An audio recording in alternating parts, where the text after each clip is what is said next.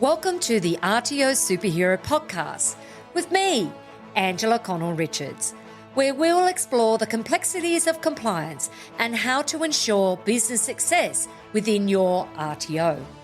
This podcast is for anyone within the training industry who wants to learn from my experience as an RTO consultant, RTO manager, trainer and assessor, and entrepreneur, as well as the experience of other experts in this field. Listen in and let us help you become the RTO superhero you want to be. Hey superheroes, welcome back to another episode of the RTO Superhero Podcast. If you're an RTO owner, trainer, compliance manager, or anyone working in vocational education, this episode is a must listen. We have huge news. After almost 3 years of waiting, the new standards for RTOs 2025 are finalised and will come into effect on 1 July 2025. I know many of you have been wondering, would these changes actually happen?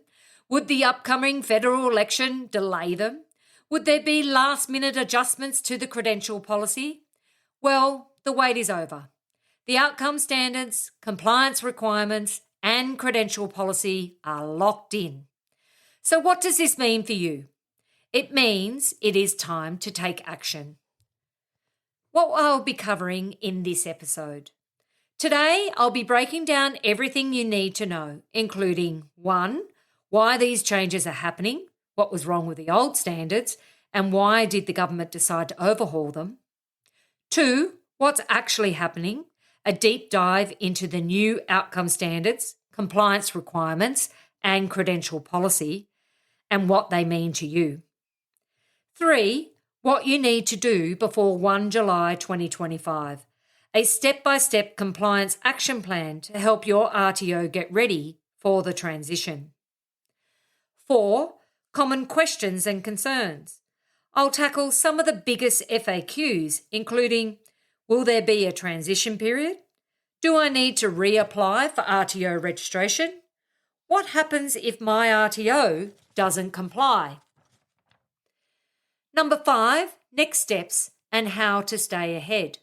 I'll share practical tips on how to prepare, what resources are available, and how to make compliance your superhero rather than a headache. So grab your coffee or maybe something a bit stronger. It's compliance after all. And let's dive into everything you need to know about the new standards for RTOs 2025. Segment 1. Why are these changes happening? Let's start with a simple but very important question. Why do we even need new standards? Here's the honest truth. The 2015 standards were flawed. They were overly complex, too many grey areas leading to inconsistencies in compliance, process heavy, focused more on paperwork than real training outcomes, not aligned with modern industry needs. Our workforce has changed, but compliance hadn't caught up. The government saw this and said, enough is enough. We need to reset. The 2025 standards aim is to improve training and assessment quality so students actually gain jobs-ready skills, strengthen governance and accountability to prevent dodgy RTO practices, reduce red tape, fewer unnecessary admin burdens, more focus on student success. So, instead of just ticking compliance boxes, the new framework is about proving that your training delivers real value. It's a major shift, but honestly, it's one that is well overdue.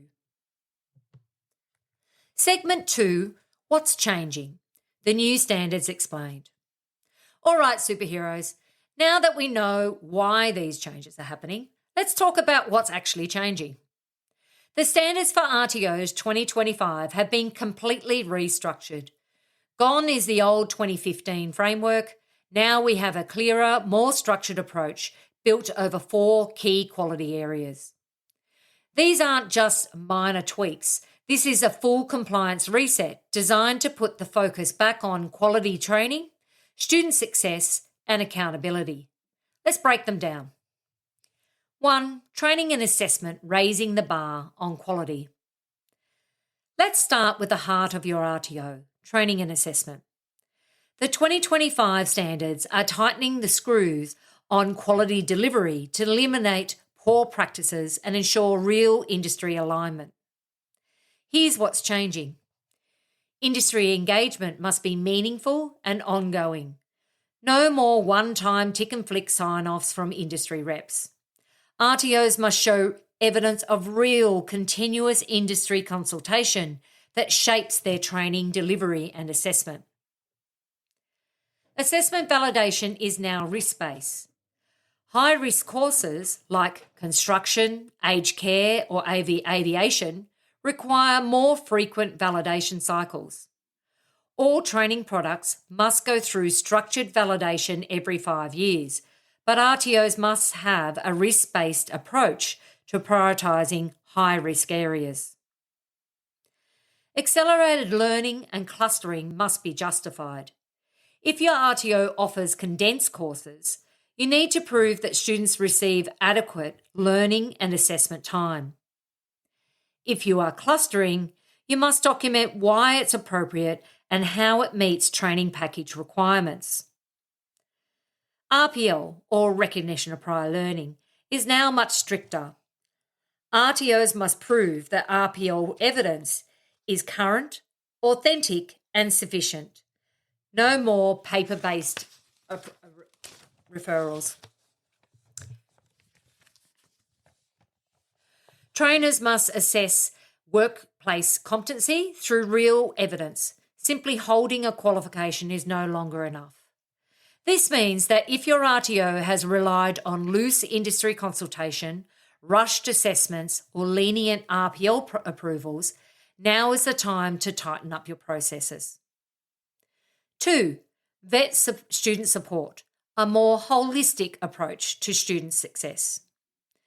Next up is student support, and trust me, this area is getting a major upgrade. The government is putting students first, ensuring they receive better guidance, support, and fair treatment throughout their learning journey. So what's changing? Pre-enrolment assessments are now mandatory. All students must go through pre-enrolment screening to assess suitability for their chosen course. This isn't just about meeting entry requirements, it's about making sure students are set up for success. LLND, so language literacy, numeracy and digital skills, and support must be part of the student support services. RTOs must have clear strategies to support students with LLND needs. Digital literacy is now recognised as a core requirement for most courses. Wellbeing services must be tailored to the training product. Different courses require different levels of support. A student in nursing will have different wellbeing needs than someone in cybersecurity. RTOs must customise their wellbeing programs to match the course demands. Cultural safety and inclusion policies are now required. Staff must complete First Nations cultural safety training to ensure inclusive learning environments.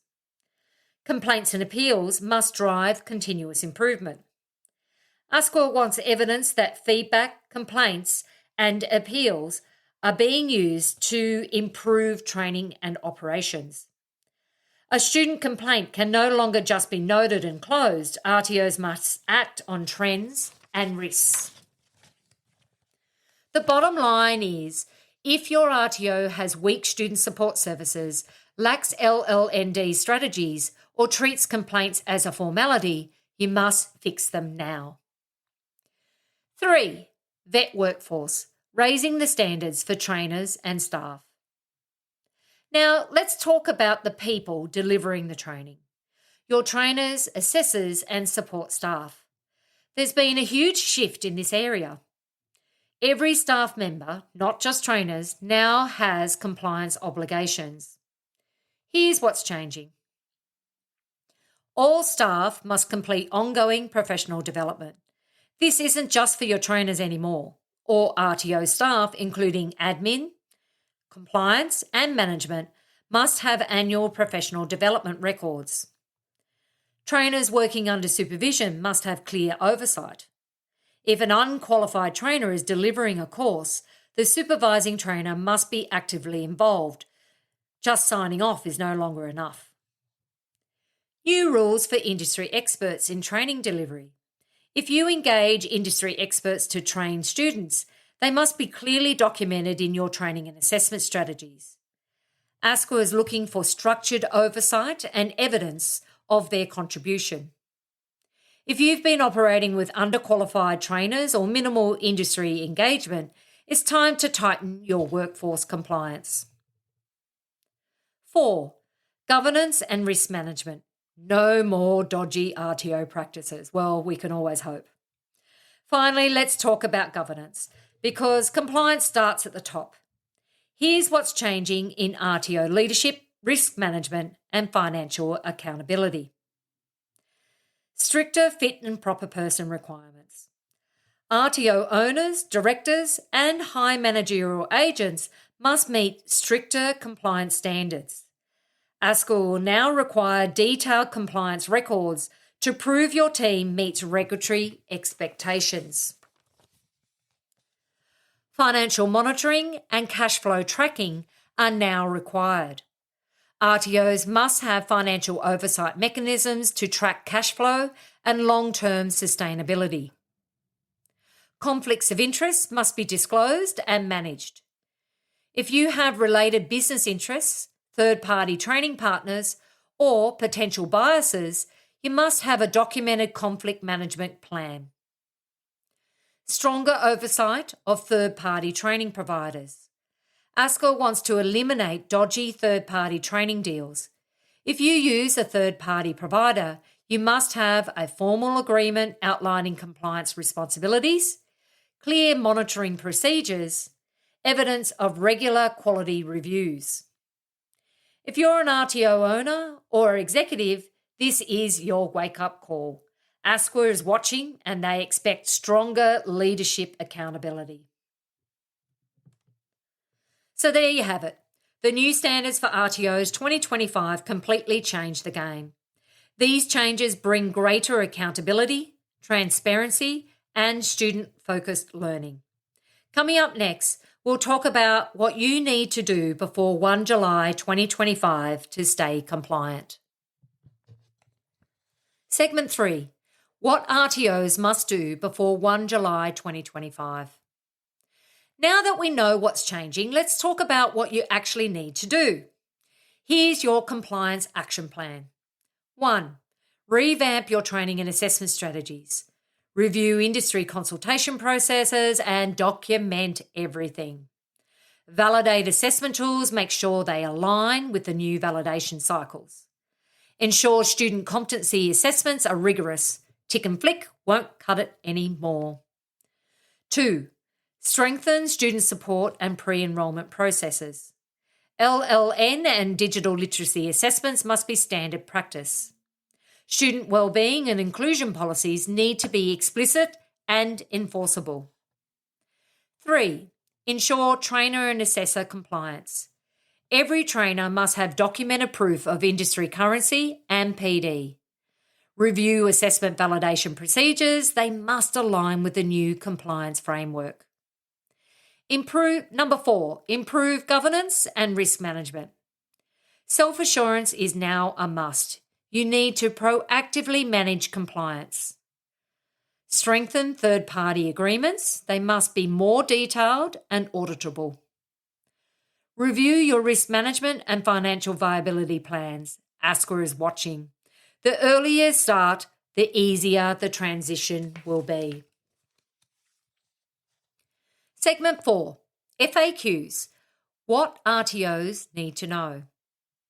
All right, superheroes, I know this is a massive amount of information, so let's go through some of the biggest questions RTOs are asking right now about the new standards. And before we dive in, if you want ongoing updates and a place where we can tackle your questions in detail, make sure you subscribe to our EduStream YouTube channel. We're launching an FAQ series on the new standards for RTOs 2025, where we'll break down key compliance topics one question at a time. The link is in the show notes, so please go check it out. Now, let's get into those burning questions. Question 1. Will there be a transition period for RTOs? This is a big one. The official answer is yes, but don't get too comfortable. ASQA has confirmed that there will be support during the transition period, but full compliance is expected from 1 July 2025. What does this mean for you? ASQA will work with RTOs during the first 12 months to help them adjust, but you are expected to be compliant from day one. This isn't a soft launch. Non-compliance will still be a risk, especially if you fail to make an effort to implement the changes. So while ASQA isn't planning to immediately penalise RTOs that are actively transitioning, they will not accept excuses from providers who haven't even started preparing. Action item, start now. Join our Mastering the New Standards webinar to get a clear roadmap. Question 2. Do I need to reapply for RTO registration? No, you don't need to reapply for registration just because of the new standards. However, there are some critical admin updates you need to complete. Every RTO must submit an updated self-assurance declaration in 2025. Your training and assessment strategies must be fully aligned with the new rules.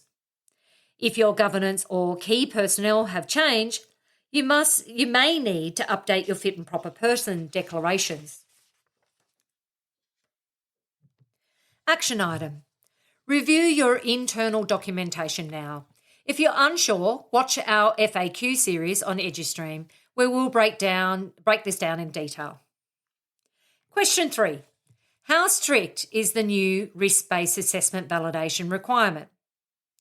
This is one of the biggest changes coming in with the new standards. Here's what's different. Every training product on your scope must be validated at least once every 5 years. High-risk training products must be validated more frequently. This includes courses in construction, aged care, aviation, and other regulated industries. Validation must be led by someone who is independent from the training and assessment process. You need evidence of how validation outcomes have improved training delivery. RTOs that have been doing tick and flick validations will be caught out. This is now a high-risk compliance area, and ASQA has made it clear that assessment integrity is a top priority. Action item. Watch our EduStream FAQ series for a deep dive into how to set up a compliant validation process. Question 4. What happens if an RTO doesn't comply by 1 July 2025? Look, I'll be honest. Non-compliance is going to have serious consequences. ASQA has said they will take a risk-based approach to enforcement, meaning if you are clearly making an effort to transition, you'll likely be given support and time to rectify minor issues. If you ignore the new standards and keep doing things the old way, you risk audits, rectifications, or even deregistration. Serious breaches like poor training quality, failing to validate assessments, or inadequate governance will lead to compliance actions. This is your warning. RTOs that don't prepare now will be scrambling when audits start rolling out. Action item. Get compliant now. Start with our Mastering the New Standards webinar, then subscribe to EduStream for weekly compliance insights. Question 5. How will ASQA audit RTOs under the new standards? Audits will look very different under the 2025 standards. Here's what's changing. ASQA is shifting to a self-assurance model. This means RTOs must continuously improve and prove their compliance, not just at audit time. Auditors will be checking risk-based validation, student support policies, and governance structures more closely. Training delivery and assessment evidence will be heavily scrutinised, especially for RTOs that have accelerated courses or flexible delivery models. If you can't show self-assurance processes, you will be flagged for further investigation. If your RTO has only been preparing for spot audits, you need to change your strategy.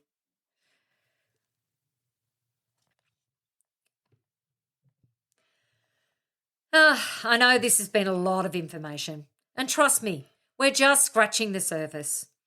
Want to go deeper? Subscribe to EduStream on YouTube for our FAQ series on the new standards. We're covering how to implement risk-based assessment validation, what to include in your self-assurance declaration, the biggest compliance risks RTOs face under the new rules, and live Q&As where I answer your questions. The link is in the show notes. Go subscribe now. And if you haven't already, register for our Mastering the New Standards webinar to get a detailed breakdown of everything you need to do before 1 July 2025. Let's get ahead of the changes together and make compliance our superpower. Don't forget to subscribe to the RTO Superhero Podcast and share this episode with your network. Well, that's a wrap for today's episode.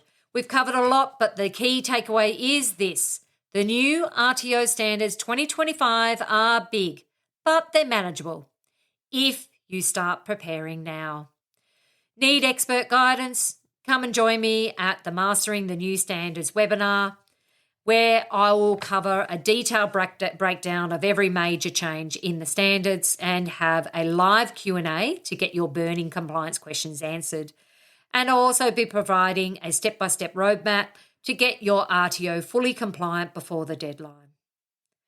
My final thought, compliance isn't just about ticking boxes. It's about delivering high-quality training that meets industry needs and supports learners.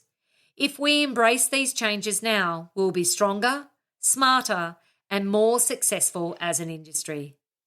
Let's get ahead of these changes together. Don't forget to subscribe and share this episode with your RTO network. Spread the word. This affects every RTO in Australia. See you in the webinar and see you next time on the RTO Superhero Podcast.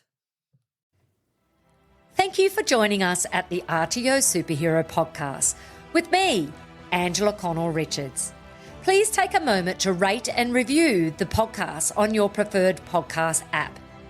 Each rating and review helps me fulfill my goal of helping training organisations around Australia to learn and grow in compliance and business success.